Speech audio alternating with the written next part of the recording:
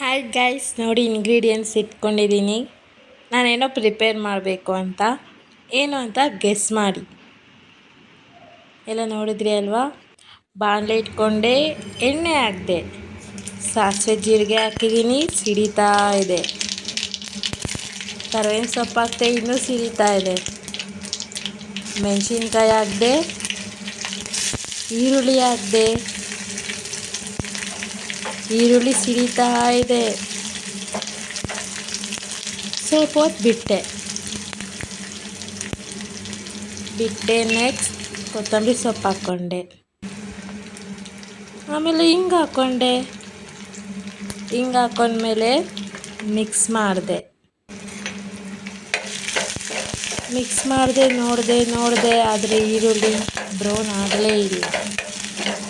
ಅದಕ್ಕೆ use the trick. ಏನು ಮಾಡಿದೆ ಗೊತ್ತಾ?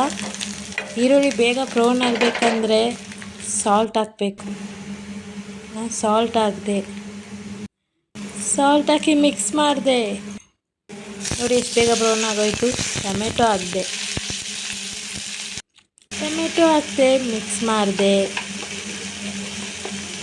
ಮಿಕ್ಸ್ ಮಾಡಿ ಇಂಗ್ರೀಡಿಯೆಂಟ್ಸ್ ಸ್ಟಾರ್ಟ್ ಮಾಡಿದೆ. ಅರಿಶಿನ ಹಾಕಿದೆ,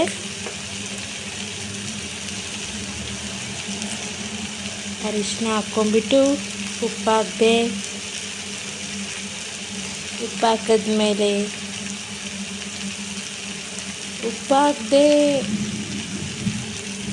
ಟ್ಯಾಮ್ರಿನ್ ಜ್ಯೂಸ್ ಹಾಕ್ಬಿಟ್ಟು ಬೆಲ್ಲ ಹಾಕಿದ್ಮೇಲೆ ನಾನು ಅಚ್ಕಾರದ ಪುಡಿ ಟೇಸ್ಟಿಗೆ ಬೇಕೋ ಅಷ್ಟು ಹಾಕಿದ್ಮೇಲೆ ಎಲ್ಲ ಮಿಕ್ಸ್ ಮಾಡಿದ್ಮೇಲೆ ಇದಕ್ಕೆ ಮೇನ್ ವಾಟರ್ ಹಾಕಬಾರ್ದು. ಇಷ್ಟರಲ್ಲೇ ಅದು ಬೇಯಬೇಕು. ಎಲ್ಲ ಮಿಕ್ಸ್ ಮಾಡಿದ್ಮೇಲೆ ಏನು ಮಾಡಿದೆ ಅಂದರೆ ಚೆನ್ನಾಗಿ ಮಿಕ್ಸ್ ಮಾಡಬೇಕು, ಎಲ್ಲ ಬೆರೆಯೋ ಹಾಗೆ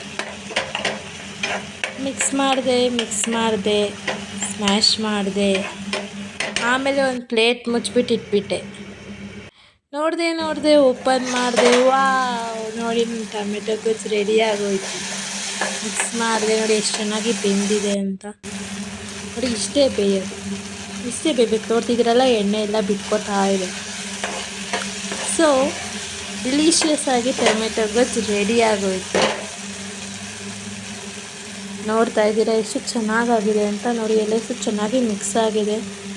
ನೆಕ್ಸ್ಟ್ ಇದಕ್ಕೆ ಸೈಡ್ ಡಿಶ್ ಆಗಿ ಚಪಾತಿ ಮಾಡಿಕೊಂಡೆ. ಇದು ಮೇನ್ ಡಿಶ್. ನೋಡಿ ಎಷ್ಟು ಚೆನ್ನಾಗಿ ರೌಂಡಾಗಿ ಒತ್ತಿದ್ದೀನಿ. ಈಗ ಬೇಯಿಸ್ತಾ ಇದ್ದೀನಿ. ನೀಟಾಗಿ ಕಾದಿದೆ, ಹಾಕಿದೆ.